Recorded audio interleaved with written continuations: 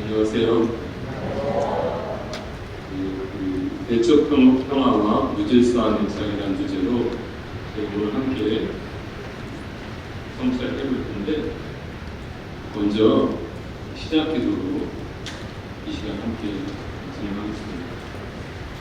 성부와 성자와 성령의 이름으로 아멘. 나는 너희에게 평화를 남기고 간다. 내 평화를 너희에게 준다. 내가 주는 평화는 세상이 주는 평화와 같이 않다. 너희 마음이 산란해지는 일도 겁을 내는 일도 없도록 하여라. 주님, 평화의 주님, 당신은 저희에게 평화를 주셨습니다. 당신의 평화는 세상이 줄 수 없는 평화입니다. 당신의 평화는 무기로 지키는 평화도 아니고 높은 담을 쌓아 올려 지키는 평화도 아닙니다. 당신의 평화는 주님의 거룩한 마음에서 흘러넘치는 평화입니다. 평화의 주님, 이 시간 함께 하시어 우리 마음에 당신의 평화를 부어주시어 우리가 우리 삶 안에서 하느님께 나아가는 길을 찾을 수 있도록 은총 내려주소서. 하늘에 계신 우리 아버지, 아버지의 나라가 오시며 아버지의 뜻이 하늘에서와 같이 땅에서도 이루어지소서. 오늘 저희에게 평안을 주시고 저희에게 잘못한 일을 저희가 용서하오니 저희 죄를 용서하시고 저희를 유혹에 빠지지 않게 하시고 악에서 구하소서. 아멘. 성부와 성자와 성령의 이름으로 아멘. 오늘 강의는 4시까지 이어지는 좀 긴 강의입니다. 그래서 1부와 2부로 나누어서 진행을 하겠는데, 1부에서는 내적 평화의 의미와 중요성, 그리고 성 이냐시오 영신 수련에서 내적 평화를 어떻게 이해하는지 살펴보고, 그리고 영신 수련의 기초에서 무질서한 애착이 어떻게 평화와 반대가 되는지, 그 무질서한 애착이 무엇을 이야기하는지 구체적으로 살펴보겠습니다.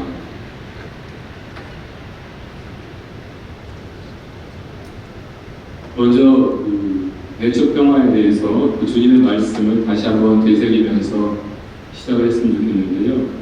요한복음 14장 27절에 주님께서 이 말씀을 남기셨습니다. 나는 너희에게 평화를 남기고 간다. 내 평화를 너희에게 준다. 내가 주는 평화는 세상이 주는 평화와 같지 않다. 너희 마음이 산란해지는 일도 겁을 내는 일도 없도록 하여라. 사실 평화를 준다 이런 표현은 흔한 유대인들의 인사 방식이었다고 합니다. 평화를 그 사람들 말로는 샬롬이라고 하죠. 그래서 샬롬으로 해서 인사하는 이제 그런 풍습이 있었는데, 예수님께서 제자들과 헤어지는 그러한 장면에서 하신 말씀이죠. 그러나 이 말씀은 단순한 인사 이상의 의미가 있습니다. 예수님께서 분명히 말씀하십니다. 당신께서 주시는 평화는 세상이 주는 평화와 다르다고요. 세상이 주는 평화는 어떤 것일까요? 기본적으로 세상이 주는 평화는 외적 갈등이 없는 상태입니다. 그래서 때로는 세상의 평화는 문제의 소지들은 굉장히 많이 있는데 그 문제를 외면하는 것이죠. 인간의 죄로 인해서 커다란 문제들이 일어날 것인데 그 죄를 숨기는 것이고, 숨겨진 갈등들을 보지 않고 다른 곳으로 주의를 산만하게 함으로써 진정한 대면을 하지 않는 그러한 평화입니다. 그리고 또 이 세계의 평화는 돈을 가진 사람들의 평화일 수도 있겠죠. 그래서 미국에서 무기를 많이 세계에 팔죠. 그 무기를 팔아서 돈을 버는 사람들은 집이 어떻겠어요? 집이 크고 굉장히 안전하겠죠. 그 사람들이 크고 안전한 집에서 나름대로 외적 평화를 누리며 살 수 있겠지만, 그 사람들이 정말 양심이 있다면 자기들이 한 무기가 어떤 일을 하고 있는지 안다면 그들의 양심이 편안하지 않겠죠. 그들은 이제 그런 것을 외면하면서 외적인 평화를 누리고 있을 것입니다. 이러한 외적 평화와 달리 예수님의 평화는 참된 의미를 가지고 있는데요. 무엇보다도 예수님의 평화는 예수님의 마음입니다. 예수님께서 굉장히 어려운 상황에서 평화를 주고 떠나신 건데요. 다 아시겠지만 예수님께서 요한복음에서 이 말씀을 하신 것은 순환을 앞두고 하신 말씀이죠. 순환을 앞두고 있음에도 불구하고 두려움과 근심에 휩싸이지 않고 당신 마음 깊은 곳에서 우러나오는 평화를 제자들에게 주시고 갑니다. 그러니까 외적으로는 평화로울 수가 없는 상황이에요. 굉장히 어려운 상황인데 주님께서 주신 것은 내적인 평화입니다. 달리 얘기하자면 주님께서 주시는 평화는 그 어려움과 아픔이 없는 삶의 상태를 의미하는 것은 아니에요. 아니면 또 곤란한 상황을 피하는 것, 그런 것을 의미하는 것이 아닙니다. 주님이 원하시는 것은 혼란스러운 세상에서도 우리가 평화로운 마음을 가지기를 원하시는 것이죠. 그래서 그 예수님께서 고별사를 하실 때 두 가지를 주시겠다고 합니다. 사실 하나는 그 자리에서 주셨고 하나는 다음에 주신다고 했어요. 그 두 가지가 뭘까요? 방금 말한 평화죠. 평화를 주셨고 다른 하나 약속하신 건 뭐죠? 성령입니다. 성령을 약속하셨죠. 어떻게 보면은 평화를 먼저 주고 떠나시고요. 그 다음에 이제 성령을 보내주시는 것이죠. 어떻게 보면은 내적 평화가 바로 성령을 받아들일 준비라고 할 수 있습니다. 그래서 예수님께서는 제자들에게 아주 섬세하게 배려를 하셨어요. 예수님께서 제자들을 떠나야 될 상황입니다. 떠나야 될 상황인데 그리고 성령이 오기 전까지는 시간이 또 필요하죠. 그 기다리는 시간, 그 어려운 순간 제자들은 그 스승의 죽음을 목격할 텐데 그 어려운 시간을 어떻게 이겨나갈 수 있을까 많은 고민을 하셨을 것 같아요. 그 힘든 시간을 제자들이 신앙을 잃지 않도록 예수님께서 선택하신 것은 자신의 평화를 주시는 것이었습니다. 그래서 이 평화를 가지고 제자들은 이 어려운 시기를 버텨나갔고 부활의 증인이 되고 성령을 받게 됩니다. 우리도 그 일상에서 기도 중에 하느님의 현존을 느낄 때 마음의 평화를 얻지요. 그러나 때로는 우리가 하느님의 현존을 느끼지 못하는 때도 있습니다. 우리의 감정이 비록 하느님을 감지하지 못한다고 할지라도 우리에게는 이성과 믿음이 있습니다. 그래서 그 이성과 믿음을 바탕으로 예수님께서 우리에게 주신 것이 무엇인지 깊이 다시 이해하고 그 믿음을 가지고 이겨나가야 하는 것입니다. 그래서 예수님께서 주신 내적 평화는 어려운 삶의 순간을 인내할 수 있는 그런 힘이고요. 예수님께서 우리에게 정말 당신의 마음을 주신 것이라고 생각하시면 좋겠습니다. 내적 평화라는 것이 사실 종교적인 용어나 아니면 또 어떤 좀 철학적인 용어가 될 수가 있는데 언제부턴가 한국에서 사람들이 이너피스라고 내적 평화라는 영어 표현을 자주 쓰는 걸 목격했어요. 그래서 왜 사람들이 이렇게 영어를 쓰지? 그랬는데 알고 봤더니 그 풍 팬더라는 그 애니메이션 그 만화 영화가 있었어요. 만화 영화가 있는데 그 영화에서 그 이제 무술을 수련하는 그 포라는 주인공이 있었고 그 포라는 주인공에게 풍부를 가르쳐준 그 사부가 있었어요. 그 사부 이름이 시프인데 그 시프가 강조한 말이 내적 평화였습니다. 처음에 무술을 배울 때 어려울 거 아니에요. 참 힘들 텐데 그런 상황에서 좌절하지 않고 이겨내려면 내적 평화가 있어야 된다. 그래서 내적 평화가 있으면 하지 못할 일이 없다라고 말해줬고요. 또 그리고 내적 평화는 단순히 어떠한 수련의 출발점이 아니라 수련을 통해서 궁극적으로 다다라야 될 목표라고 이야기를 했습니다. 그래서 자기가 하는 모든 것을 이 이너피스를 얻기 위해서라고 이야기했습니다. 사실 뭐 사회적으로 종교를 떠나서도 요가나 명상과 같은 걸 통해서 이것을 찾는 사람들이 많죠. 그래서 제가 여기서 드리고 싶은 말씀은 우리가 그 평화로 어떤 삶의 삶의 길을 걸어가지만 또 종착역도 평화할 수 있다. 예수님이 알파요 오메가인 것처럼, 예수님이 시작이고 끝인 것처럼 예수님께서 주시는 평화도 우리 삶의 시작이자 끝일 수 있다고 생각하시면 좋을 것 같습니다. 그 다음에 그 내적 평화에 대해서 한 가지만 좀 더 말씀드리면, 달라이라마 이야기를 하고 싶은데요. 먼저 그분 말씀을 한번 같이 보면 좋겠습니다. 무기를 버리려면 먼저 마음속에서 무기를 버려야 한다. 유일한 평화는 우리 마음속에서부터 이루어져야 한다. 달라이라마는 그 교황 프란치스코와 함께 가장 영향력 있는 종교인으로 늘 꼽히죠. 달라이라마는 잘 아시겠지만 티베트 불교의 수장입니다. 원래 티베트에서 살아야 되는데 중국이 티베트를 침공해서 인도로 망명을 해서 살고 있습니다. 그러면서 티베트 자치권을 위해서 많은 노력을 하고 있는데 그 원칙은 비폭력입니다. 평화를 가지고 평화를 이루려고 하는 것이죠. 그래서 1989년에 노벨 평화상을 받았죠. 그래서 이분의 그 원리는 이것입니다. 세계 평화는 전쟁이 없는 세계 평화, 강민족의 자치권이 보장되는 그런 세계 평화는 내면의 평화로부터 시작된다는 것이죠. 그래서 우리가 그 큰 평화도 생각하는 것 중요한데 그것과 우리 내적인 평화가 분리되어서는 안 된다는 것. 한반도의 평화, 우리에게 굉장히 중요한 문제이죠. 이건 역시 우리 내면의 평화가 분리되는 것 아니고 우리 마음의 평화로부터 시작되는 것이라고 보시면 좋겠습니다.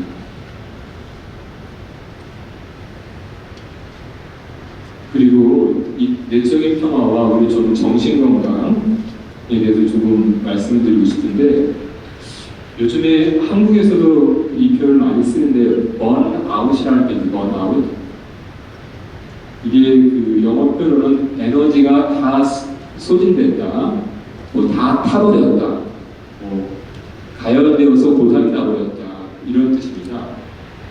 근데 한국 표현이 마땅한 게 없어서 번아웃이라고 그냥 사용하고 있습니다. 근데 제가 볼 때 한국 그 표현에서 가장 가까운 것은 진 빠지는 것 같아요. 진 빠지는 거. 소진됐다고 그러죠. 이 말과 가장 유사한 것 같은데, 우리가 진이 빠지다 그럴 때 사실 이것은 식물이나 이제 그 어떤 나무 껍질 등에 보면 진이 있죠. 끈적끈적한 액체가 있죠. 그래서 그 진이 다 메말라 버리면 이 나무가 죽고 이 꽃이 죽는다고, 식물이 죽는다고 하죠. 그래서 진이 빠지면 안 되는 거죠. 그래서 우리 몸에도 뭐 진액이 있는데 너무 무리하고 그러면, 아니면 너무 몸에 화나 열이 많으면 이 진액이 부족하게 돼서 진 빠지고 몸이 좋지 않다, 짜증나고 지치고 이런 상태, 아무것도 하고 싶지 않은 그런 상태가 된다고 하죠. 근데 이러한 상태가 이제 기본적으로 스트레스가 심한 상태인데요. 이것 자체는 병이라고 할 수 없지만 건강에 아주 중요한 영향을 미치기 때문에 그 세계 그 건강 기구에서 공식적으로 번아웃이라는 용어를 사용합니다. 그리고 우리가 조심해야 될 것을 보고 있는데요.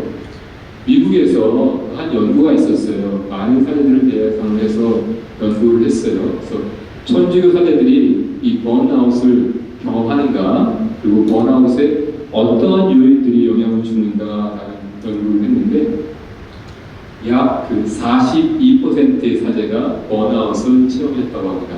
굉장히 많은 수죠. 10명에서 4명의 사제는 이런 경험을 했고요. 그런데 이것이 사제들만의 문제는 아닙니다. 일반적으로 그뭐 의사나 이런 직업군에서도 이 번아웃을 이 정도로 경험하고 좀 더 높은 직업군도 있습니다. 그런데 사제의 경우는 조금 어떤 면에서 특이할 수도 있죠. 왜냐하면 사제는 좀 평화롭고 안정된 그런 분들이어야 되잖아요. 그런데 이렇게 너무 스트레스가 심하고 진이 다 빠져서 사람들 만나는 거 힘들고 그러면 안 되잖아요. 그래서 좀 어떤 특별한 의미가 있을 수가 있어요. 그래서 사제들이 왜 이렇게 번아웃이 잘 되는가 라는 것을 여러 가지로 설명을 해보려고 하는데, 많이 하는 얘기는 뭐냐면 과도한 욕을 받는다는 거예요. 과도한 요구를 받고 있다. 그러니까 인간적인 한계를 체험하게 만드는 요구들이 너무 많은 거예요. 높은 도덕성을 요구할 수 있고 강한 인내심을 요구할 수 있죠. 그리고 사제들이 그 평신도하고 조금 다를 수 있어요. 왜냐하면 같은 잘못을 해도 더 눈에 띌 수가 있고요. 더 큰 비난을 받을 수가 있죠. 이것은 뭐 죄의 경중을 하니까 조금 애매하긴 한데요. 이런 경향을 우리가 부인할 수는 없는 거예요. 경험적으로. 왜 그러냐. 사자나 수도자는 완덕을 추구하는 사람이죠. 그냥 평범하게 살겠다고 하는 사람이 아니에요.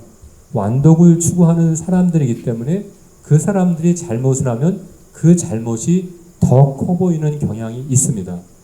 이것은 많은 사람들이 경험적으로 느끼는 것이에요. 그렇기 때문에 더 힘든 거죠. 더 힘들고 또 하나 어려운 것은 성과가 잘 보이지 않는 거예요. 굉장히 일을 열심히 하시는 사제들이 많죠. 그런데 영혼을 돌보는 일이 며칠 열심히 한다고 몇 달 열심히 한다고 해서 금방 성과가 보이는 일이 아니에요. 그렇기 때문에 성과를 보지 못하면 인간적으로 어렵죠. 그래서 성서에서 좀 그런 말이 있죠. 왜? 씨 뿌리는 사람이 있고 거두어 들이는 사람이 있다고. 그래서 많은 신부님들은 어떤 본당에서 일을 하실 때 씨만 뿌려놓고 떠나는 거예요. 그래서 열매를 보지 못하고 떠나기 때문에 굉장히 인간적으로 어려울 수가 있습니다. 그래서 이러한 요인들 때문에 그 많은 사제들이 그 번아웃을 경험할 수 있다라고 이야기를 합니다. 그리고 이 연구에서는 이제 번아웃을 좀 더 구체적으로 이제 설명을 했는데요. 도대체 번아웃을 구성하고 있는 요인들이 무엇인가 이야기를 했는데 세 가지 구성 요소를 말합니다. 첫 번째는 감정 소진, 두 번째는 비인격화, 대인 관계가 악화되는 건데, 그리고 세 번째는 의욕 상실입니다. 첫 번째 감정 소진은 감정이 메말려 버리는 거예요. 사제들도 일종의 감정 노동자죠. 늘 그 예수님의 친절한 사랑을 표현해야 되기 때문에 감정 노동을 해야 돼요. 그래서 때로는 굉장히 힘들 수가 있을 것 같아요. 지난번에 한 교구 신부님 만나서 이런저런 이야기 하다가 대통령 선거 끝나고 참 힘드셨겠습니다 라고 얘기를 했어요. 왜 그러냐면 지금 한국 사회가 극단적으로 양분되어 있는 상황이죠. 그러니까 대통령 선거 끝나고 나면은 그 신부님 앞에서 신부님이 정치적 입장이 무엇이든지 간에 대한민국 만세라고 그러는 분이 있을 것이고, 또 다른 분은 푹 고개 숙이고 와서 저 이민 가야 되겠어요? 라고 하는 사람들이 있을 거 아니에요. 이런 분들을 동시에 만날 텐데 이걸 어떻게 대하나, 어떻게 처리하나, 뭐 이제 그러한 질문을 했었어요. 그래서 참 때로는 이런 개인적인 감정을 드러낼 수 없는 것이 사제의 역할이죠. 그래서 참 감정적으로 어려울 수가 있고, 또 이렇게 감정을 사용해서 사람들과 일을 하다 보면 감정이 소진되기가 쉽죠. 굉장히 쉽지 않은 것입니다. 그래서 감정 소진이 되고, 또 하나 나타날 수 있는 게 비인격화예요. 비인격화는 뭐냐면 내가 섬겨야 될 사람, 내가 돌보아야 될 사람들에 대해서 부정적이고 냉소적인 감정이 생기는 거예요. 예를 들어서 제가 이제 주부라고 합시다. 남편이 있어요. 남편이 하루에 밥을 3끼 먹는 분이에요. 그 다 차려줘야 돼. 근데 어느 날은 남편이 하나의 인격적인 존재로 보이지 않고 그냥 밥만 3번 먹는 삼식이로 보일 수가 있죠. 인격이 없어지는 거예요. 내가 지친 거예요. 너무너무 지친 거예요. 이런 것들이 이제 비인격화죠. 사제들도 그럴 수가 있어요. 신자분들을 섬겨야 되는데 신자분들이 때로는 좀 인간적으로 힘들게 할 수도 있죠. 그러면은 신자분들을 대상으로 이렇게 우러나오는 친절함이 없을 수가 있어요. 그래서 와서는 냉소적으로 부정적으로 생각할 수가 있죠. 그러면서 타인을 대하기가 어려울 수도 있고요. 저 같은 경우는 상담을 하거든요. 상담을 하다가 그럴 경우도 있어요. 제가 자기관리 잘 못하면은 내담자들이 굉장히 부담스러울 수가 있어요. 그런 경우가 있을 수 있습니다. 그리고 세 번째 요소는 성취욕을 상실하는 거예요. 잘하고 싶은 마음이 없어지는 거예요. 성공하고 싶은 마음이 없는 겁니다. 그 신부님들 같은 경우는 강론 준비하는 게 큰일일 텐데 강론 잘 준비하고 싶은 마음이 없어지는 그런 상태가 되는 것이고, 신자들과 대화를 나누고 싶지 않고 일을 줄이고만 싶은 이제 그런 상태에 있는 것이죠. 성취욕을 상실한 상태. 이제 이러한 세 가지 요인을 그 번아웃의 이제 구체적인 모습이라고 할 수가 있겠습니다. 그리고 이런 것들은 사제들뿐만 아니라 그 수녀님들, 성당 안에서 봉사하시는 많은 분들이 체험할 수가 있어요. 수녀님들이 알게 모르게 고생을 굉장히 많이 하세요. 그래서 수녀님들이 특히 이 젊은 시절에 고생을 많이 하시는데 제가 수녀님을 대상으로 해서 연구를 해보면 수녀님들은 그 나이가 많이 들수록 특히 60대 이후에 행복해지시는 것 같아요.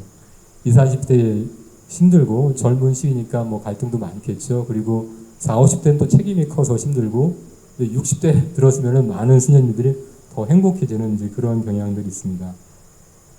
그리고 평신도 봉사들도 어려운 경우가 많죠. 뭐 좋은 일 한다고 성당에 와서 봉사를 하는데 이런저런 비난을 들을 때도 있죠. 그리고 바쁜 와중에 시간을 내서 한 가지 봉사를 정성을 다해서 했어요. 그러면은 이제 뭐 칭찬을 꼭 안 들어도 되지만 뭐 좋은 이야기 듣고 이제 그 봉사 계속 열심히 하면 좋은데 봉사를 하나를 잘했으니까 다른 봉사 하나 더 하라고 그런 경우도 많죠. 이제 그러다 보면은 그런 거 하나, 두 개 막 세 개 하다 보면은 어느 날 더 이상 못 하겠다. 이 번아웃이 된 거예요. 그래서 방법은 오직 한 가지, 잠시 다른 본당으로 나가자. 뭐 이런 결정을 하게 되죠.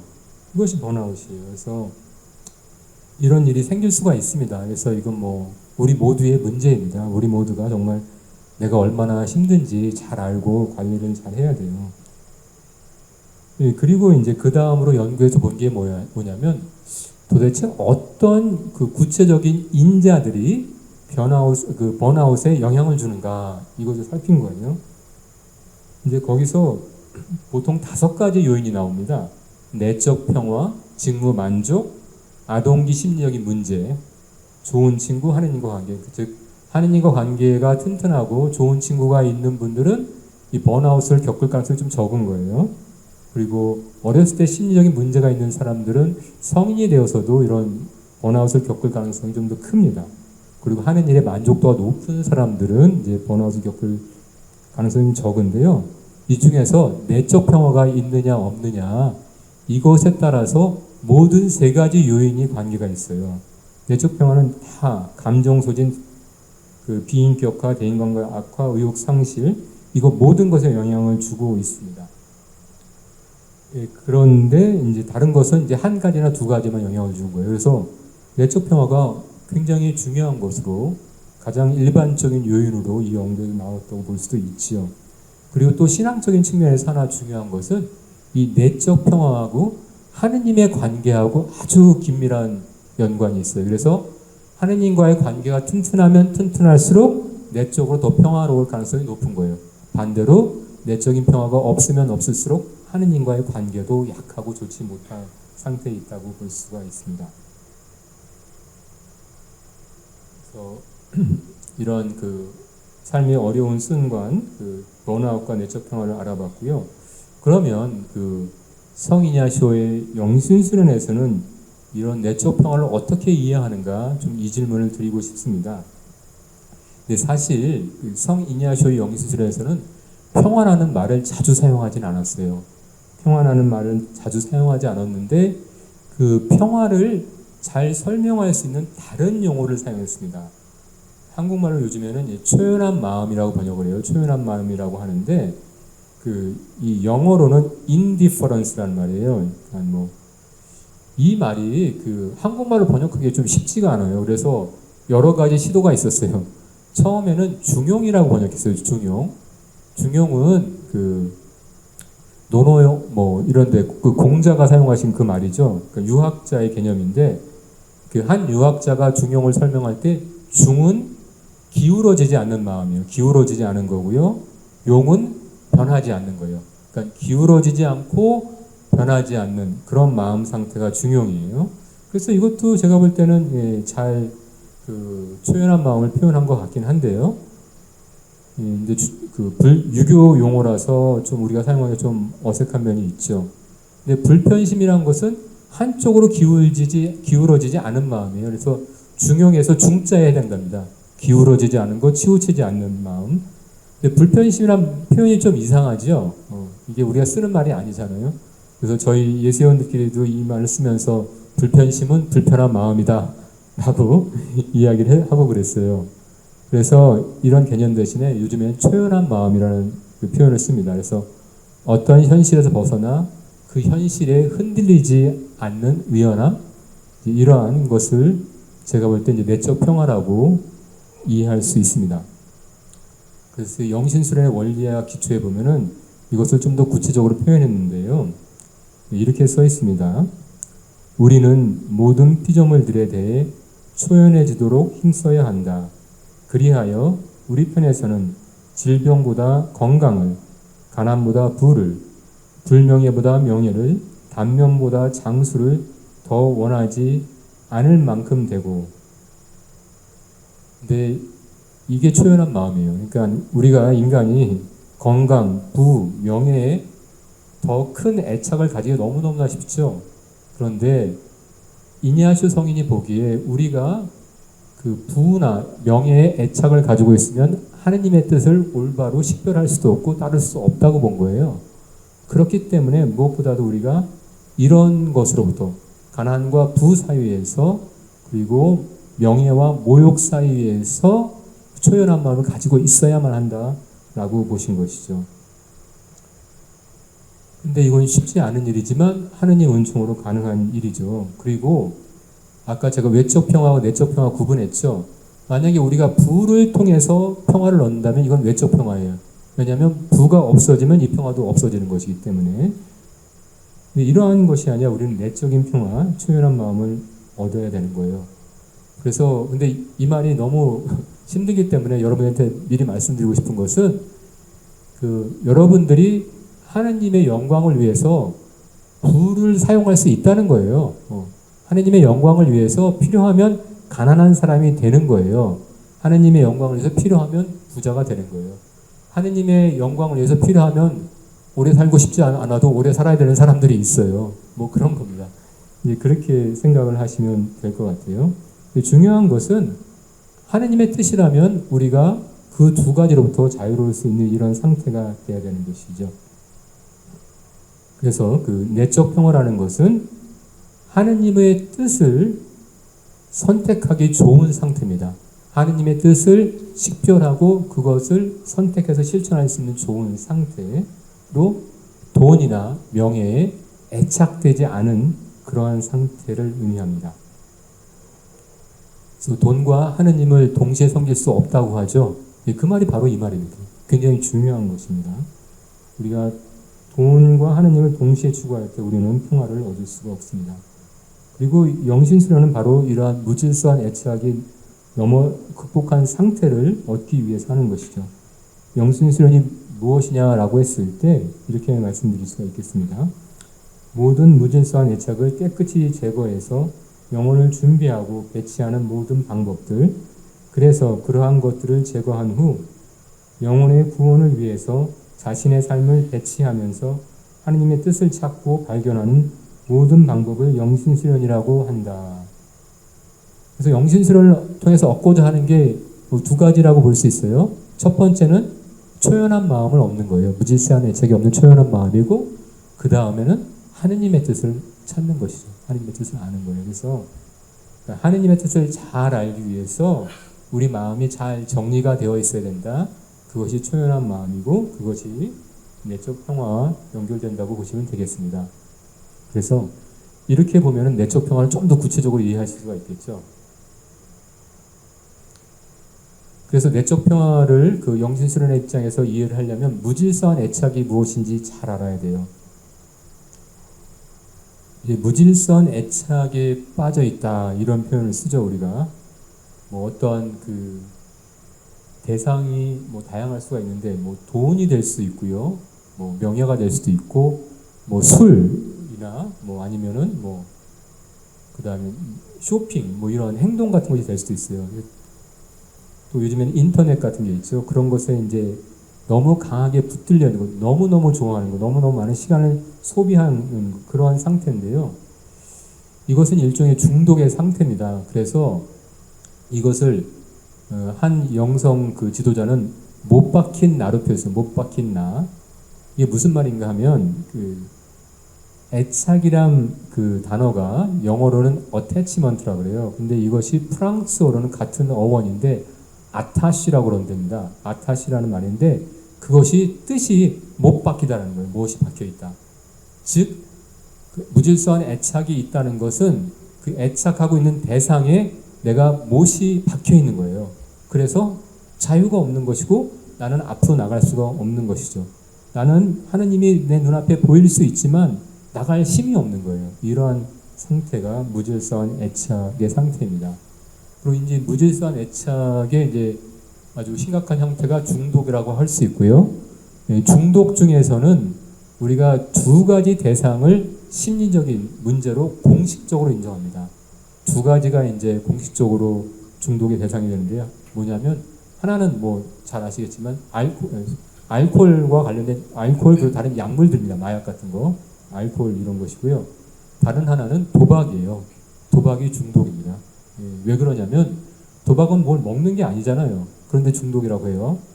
그 이유는 사람이 그 마약을 할 때 그 자극되는 두뇌 부분이 있어요. 뇌 부분이 있는데 도박을 할 때도 같은 부분이 자극되는 거예요. 그래가지고 이제 도박도 중독이라고 보는 것이죠. 근데 여기서 중요한 건 뭐냐면 우리가 이렇게 무질서한 애착이 깊게 빠지면 중독되게 되면 우리 뇌가 바뀌어요. 뇌가. 이거를 신경 적응이라고 표현하는데 신경 적응. 그러니까 우리 신경 전달 체계가 바뀌어 버리는 거예요. 우리 몸이 바뀌어 버리기 때문에 여기서 벗어나기가 너무너무 어려운 것이죠. 그것이 이제 무질서한 애착입니다.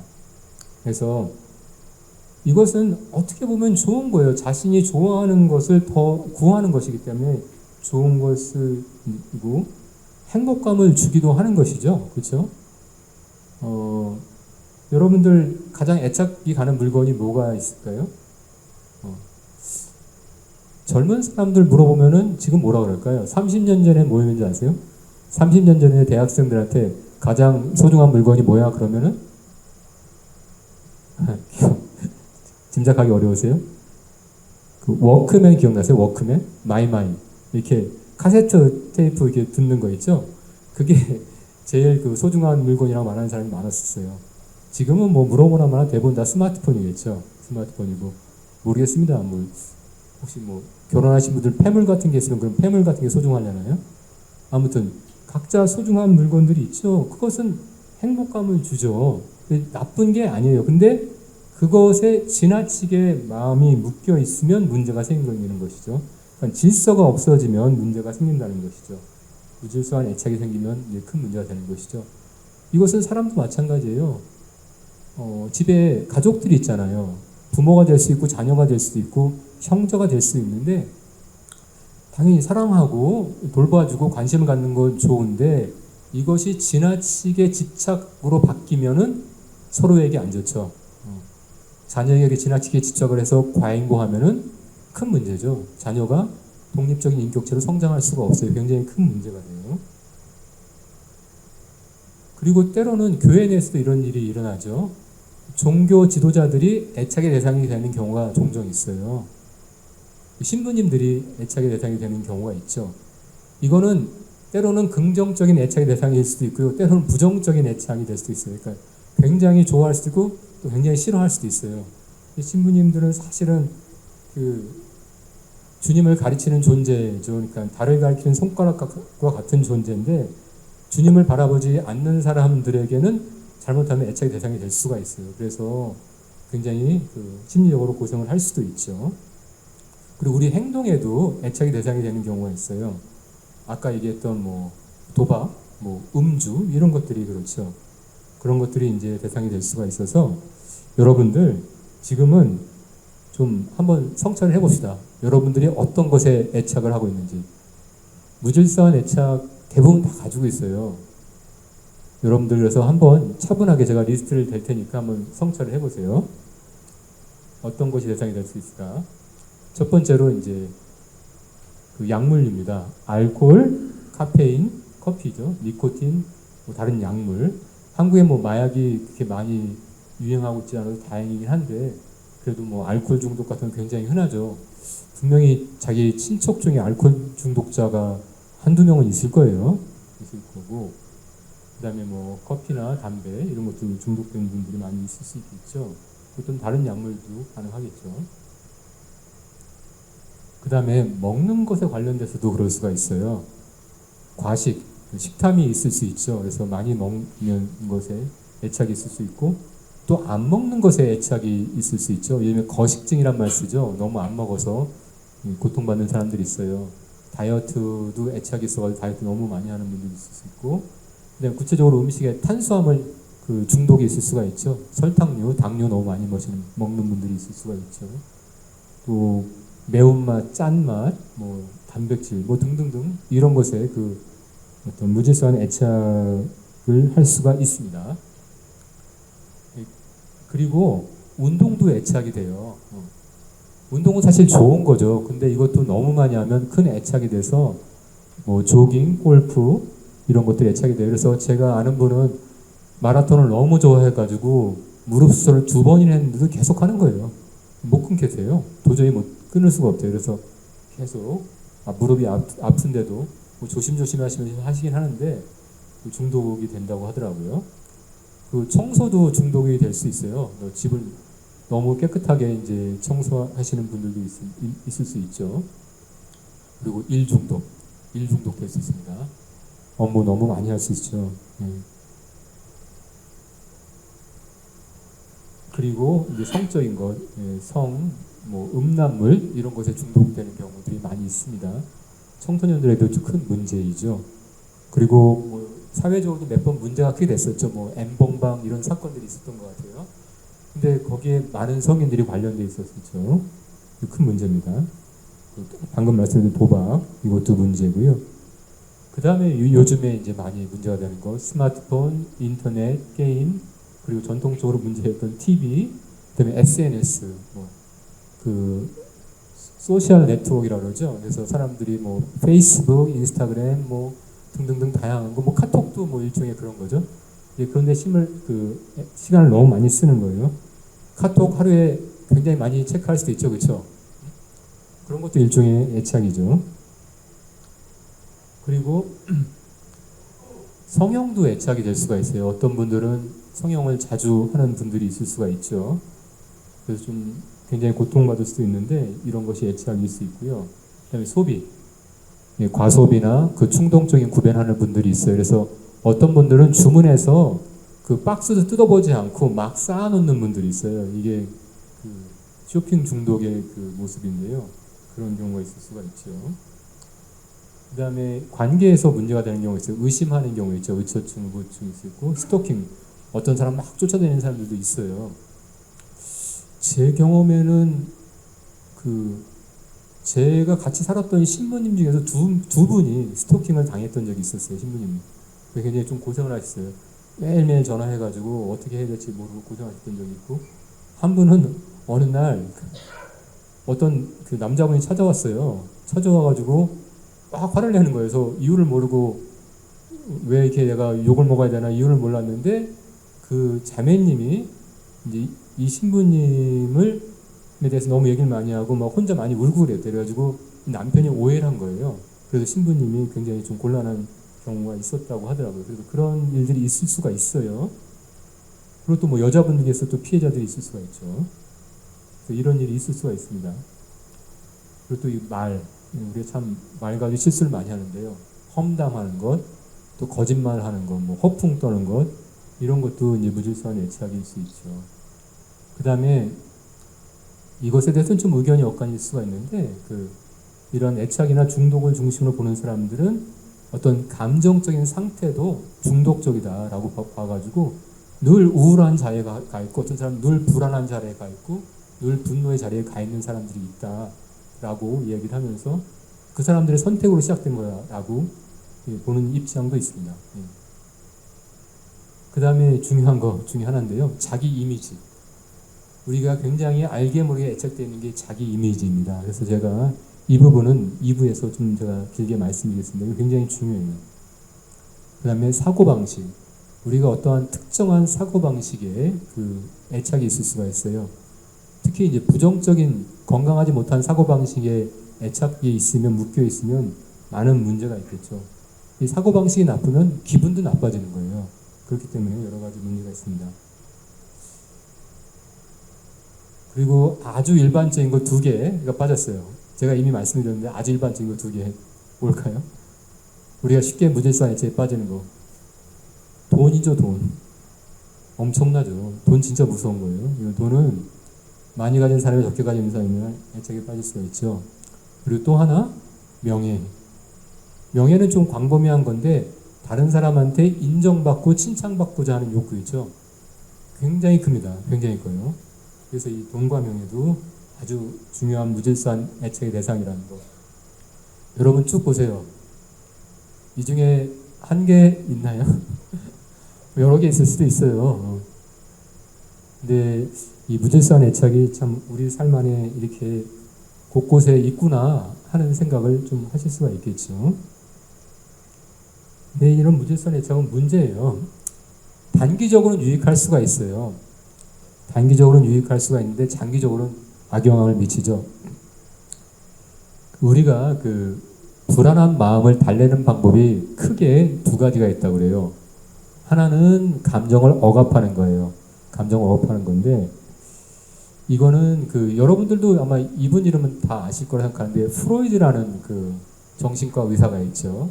정신분석의 창시자라고 할 수 있는데 이분의 입장에서 보면은 모든 살아있는 존재는 불안해요. 그러니까 살아있다는 게 움직이는 것이고 모든 움직임은 불안이 있는 거예요. 그런데 이제 이분은 그 불안은 인간 본성과 관련이 있는데 인간 본성에 두 가지가 있다라고 해요. 두 가지가 뭐냐면 성욕하고 공격성이에요. 공격성이에요. 모든 인간이 두 가지 욕구를 가지고 있는데 이 욕구가 있기 때문에 우리가 불안하다는 거예요. 이걸 마음대로 실현하고 살면 큰일 나니까 문명사에서 큰일 나기 때문에 늘 불안하다. 그래서 어떻게 하느냐?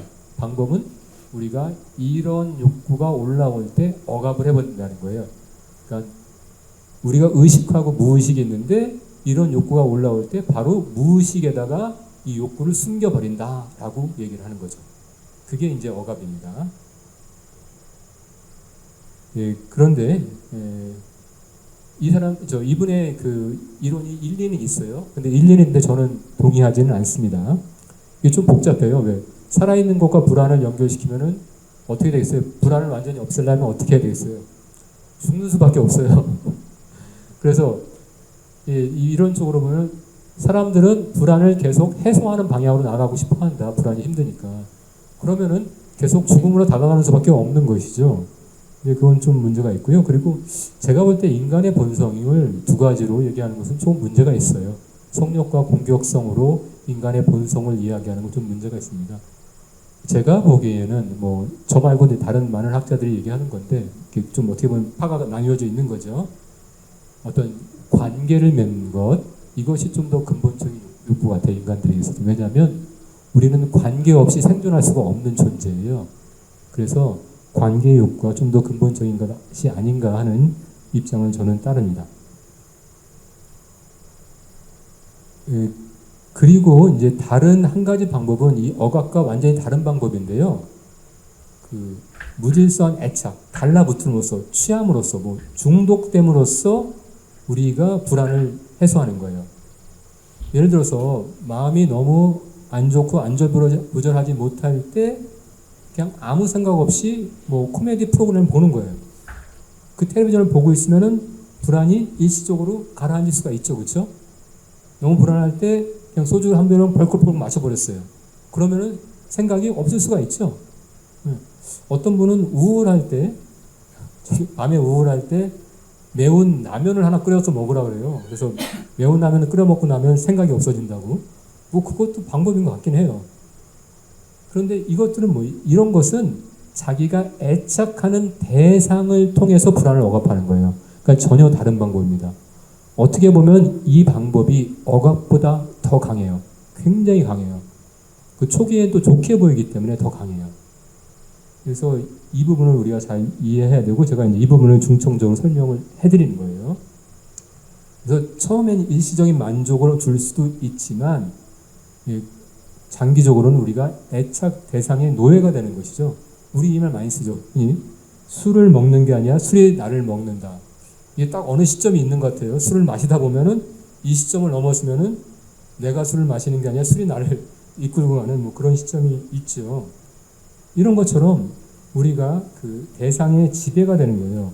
근데 인간은 피조물을 다스리라고 창조된 특별한 피조물이에요. 그런데 이 피조물의 노예가 되는 것이죠. 이것은 아주 불행한 상태입니다. 그래서 인간의 주체성을 상실하는 것이고 결국 인간성을 잃어버리는 것이에요. 근데 이게 참 그런 게 있어요. 근데 돈 모으는 것도 그렇잖아요. 돈을 벌면 돈이 생겨서 좋기도 하죠. 근데 그 돈 버는 과정이 주는 또 짜릿함이 있어요. 그렇죠? 아실 거예요. 돈 벌어보신 분들.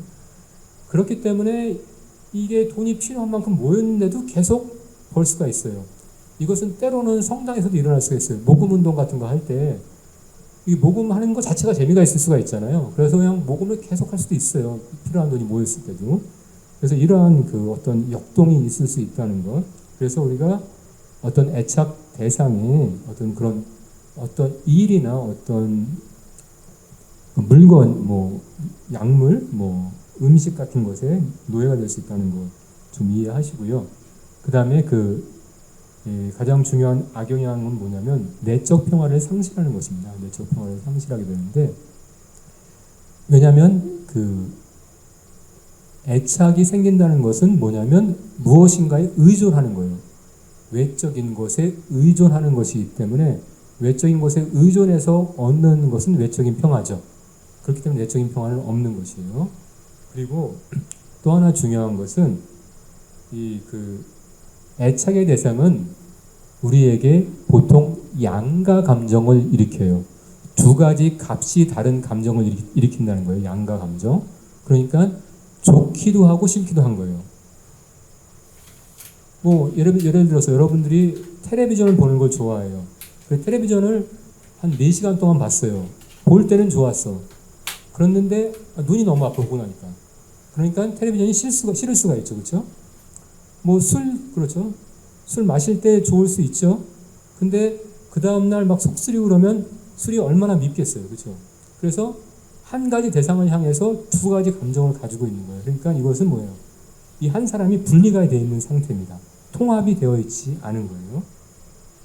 근데 이 분리가 되어 있는 게 왜 평화와 관계가 있냐면, 성서에서 샬롬, 평화라고 할 때 그 평화는 단순히 갈등이 없는 상태가 아니라 우리 몸과 마음이 일치되어 있는 상태를 의미해요. 그래야지 온전하게 평화롭다고 보는 것이죠. 그런데 애착에 빠진 사람들은 양가 감정을 가지게 되고 몸과 마음이 둘로 나뉜다고 보면 되죠. 이런 상태에서는 평화를 이룰 수가 없습니다. 그래서 무질서한 애착은 좀 평화와 반대되는 것이라는 걸 좀 잘 아시면 좋겠고요. 평화를 이루면 우린 많은 것을 잃게 됩니다. 그래서 여러분들 이 무질서한 애착이 우리 안에 얼마나 깊이 스며 있는가, 그것을 좀 보기 위해서 제가 간단한 알코올 중독 테스트를 한번 해보겠습니다. 아주 간단한 테스트예요. 뭐 이렇게 꼭 손 드실 필요는 없습니다. 첫 번째, 지난 1년 동안 원하는 것보다 더 많이 술을 마신 적이 있습니까? 마음속으로 한번 예, 아니요 해보세요. 마음속으로 하세요. 제가 볼 때 한국 남성이면 거의 대부분 예가 아닐까 싶어요. 거의 대부분. 네. 그리고 두 번째 질문, 술을 좀 덜 마셔야 되겠다고 생각하신 적이 한 번이라도 있습니까? 이것도 속으로만 하시죠. 예, 아니요. 저 남성분의 미소가 무엇을 의미하는지 잘 모르겠지만은, 근데 이게 아무것도 아닌 것 같죠? 근데 이걸 가지고 연구를 했더니 어떻게 됐냐면, 위 두 질문 중에 하나에 대해서 예라고 대답한 사람 중 45%가 알코올 중독 진단을 받았습니다. 위의 두 질문에 모두 예라고 대답한 사람 중 75%가 알코올 중독 진단을 받았습니다. 여러분들 지금 속으로 나는 25% 안에 들 거야 라고 생각하는 분들이 있을 수는 있겠지만, 이게 과학적인 방법으로 조사를 한 거예요. 통계적으로 이렇게 나온 거예요. 그래서 참 중독이 무질서한 애착이 가까이 있다. 만약 이것을 간단한 걸 해보죠. 여러분들 인터넷을 해볼까요? 인터넷. 지난 1년 동안 원하는 것보다 더 많이 인터넷을 본 적이 있습니까? 뭐 쉽죠. 그런 분 많겠죠. 인터넷을 좀 덜 보아야 되겠다고 생각하신 적이 한 번이라도 있습니까? 있겠죠. 대부분 많은 분들이 있을 것 같아요. 그러면 벌써 이제 무질서한 애착에 빠져 있을 가능성이 굉장히 큰 거죠. 그래서 중독은 우리 삶에 굉장히 가까이 있습니다. 근데 그럼에도 불구하고 우리가 내가 무질서한 애착에 빠져 있다, 뭐 중독되어 있다는 것을 인정하기가 쉽지가 않아요. 굉장히 어렵습니다. 아이 괜찮아, 뭐 이 정도 가지고 왜 그래? 뭐 아무 문제 없는데, 뭐 그런 사람 있고, 아이 뭐 담배 펴 가지고 뭐 정신적인 스트레스 해소 가지고 훨씬 낫다고 뭐 이런 얘기 할 수도 있고, 뭐 여러 가지 핑계를 대고 합리화를 할 수가 있죠.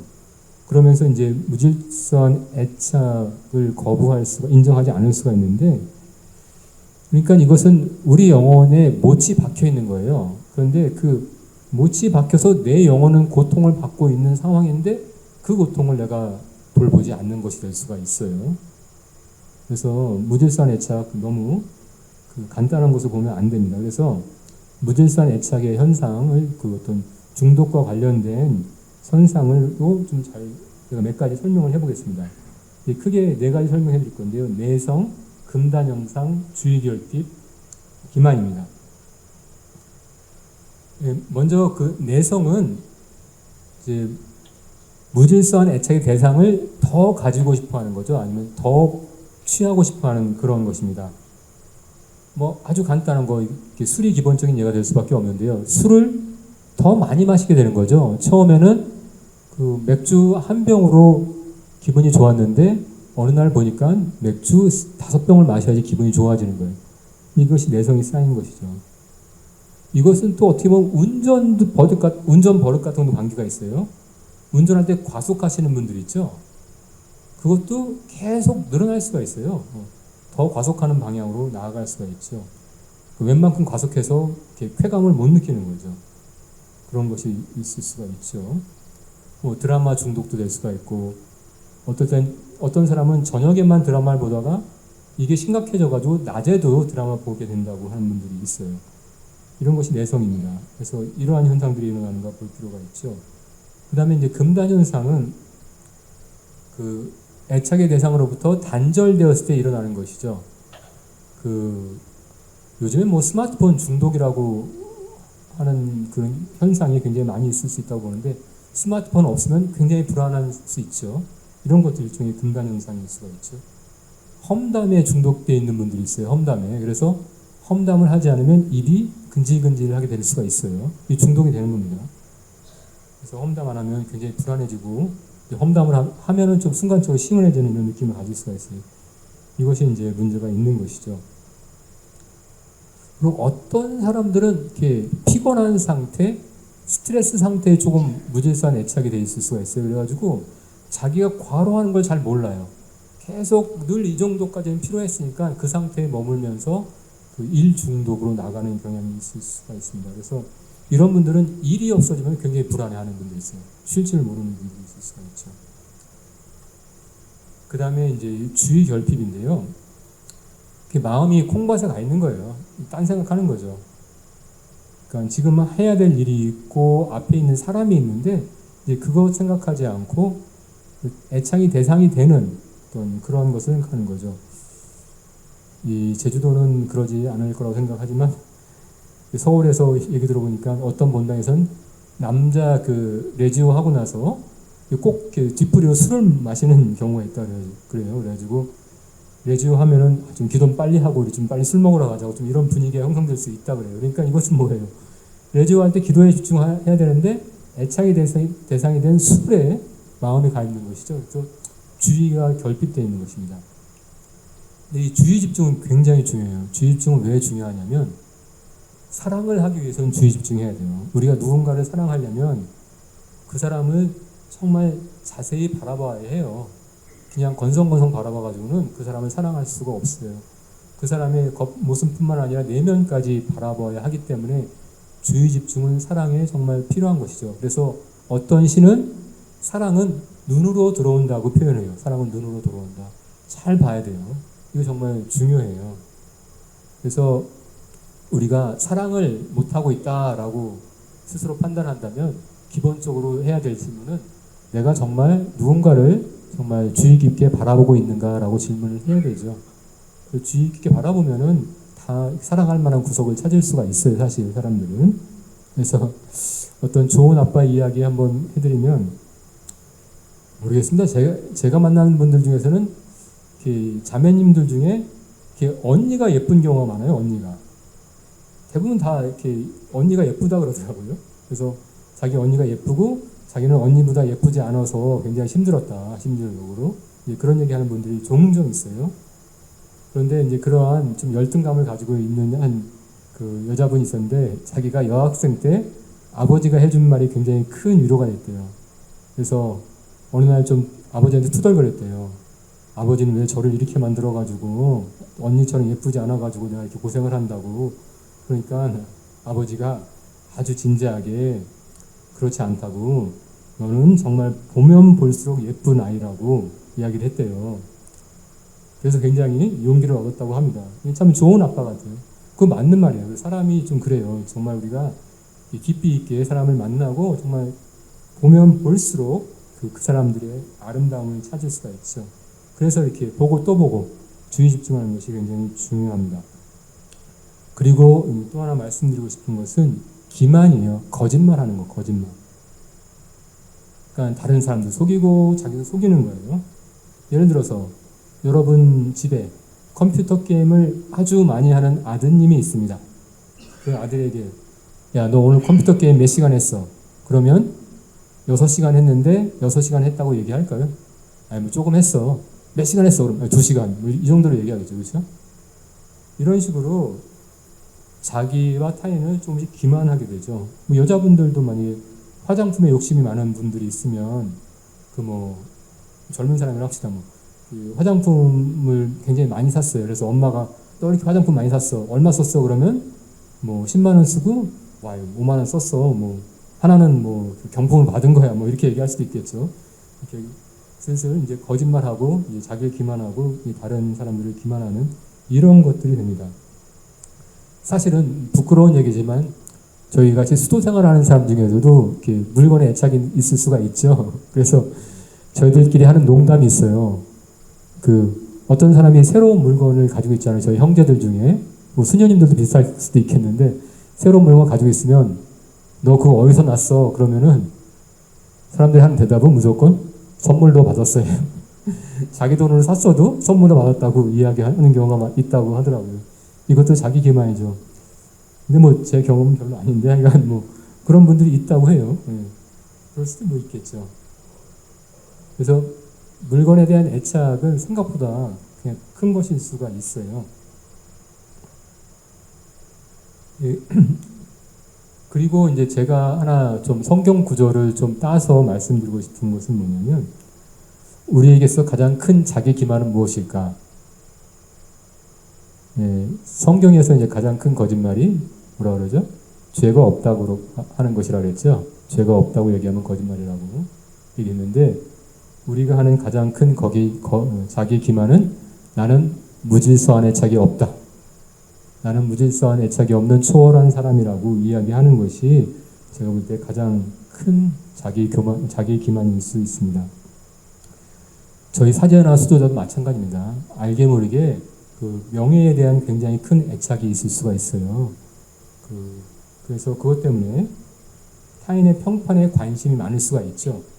타인의 평판에 관심이 많다 보면은 하느님이 나를 어떻게 보시는가 보다 사람들이 어떻게 나를 보는가에 더 중심을 둘 수도 있게 돼요. 그러면 큰 문제죠. 그래서 이렇게 되면 내적 평화를 잃게 돼요. 그럼 또 문제가 됩니다. 그래서 제가 드리고 싶은 말씀은, 우리가 내적 평화가 깨지는 그런 애착의 상태에 빠질 때 그 상태를 잘 모를 수 있다.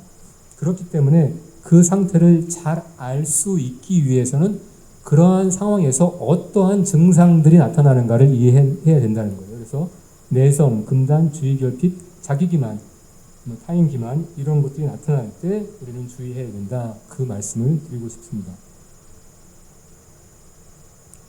그 다음에 이제 성찰 주제 드리겠는데요.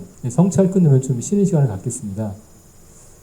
첫 번째 질문은, 나는 무엇에 무질서하게 애착하나, 애착의 대상을 찾아보는 거예요.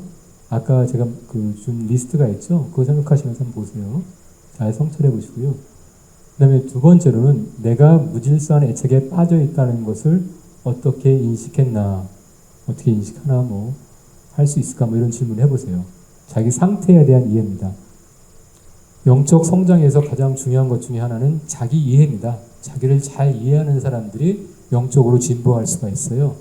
그래서 무질서한 애착에 대해서 이해를 하고 있다면 자기 이해에서 굉장히 중요한 것을 알고 있는 것입니다.